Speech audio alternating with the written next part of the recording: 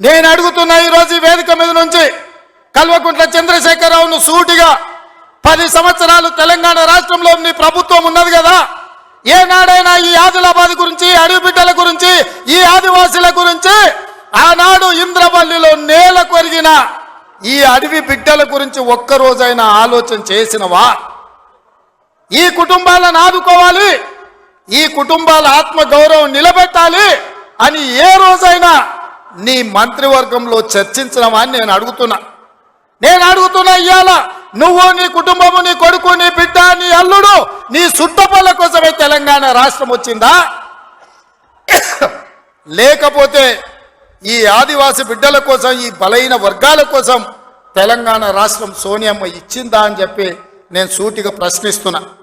ఇవాళ ఈ వేదిక మీద నుంచి సూటిగా టిఆర్ఎస్ నాయకులకు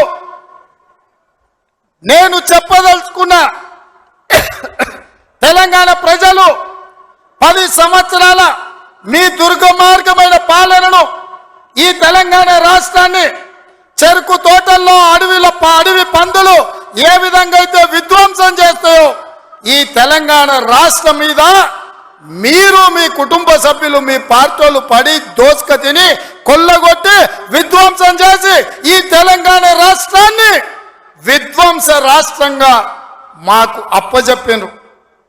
7 లక్షల కోట్ల రూపాయల అప్పులు తెచ్చిండ్రు. మరి 7 లక్షల కోట్ల రూపాయల అప్పులు తెచ్చిన మీరు ఆనాడు మేము కట్టిన కడెం ప్రాజెక్టు కూలిపోతుంటే మరమ్మతులు చేసిండ్రా? ఈ ప్రాంతంలో సదర్మాటు ప్రాజెక్టు కట్టాలి అని అంటే సదర్మాటుకి ఏమన్నా నిధులు ఇచ్చిండ్రా? ఈ ప్రాంతంలో అడవి బిడ్డలుండే గూడాలకు రోడ్లైనా వేసిండ్రా?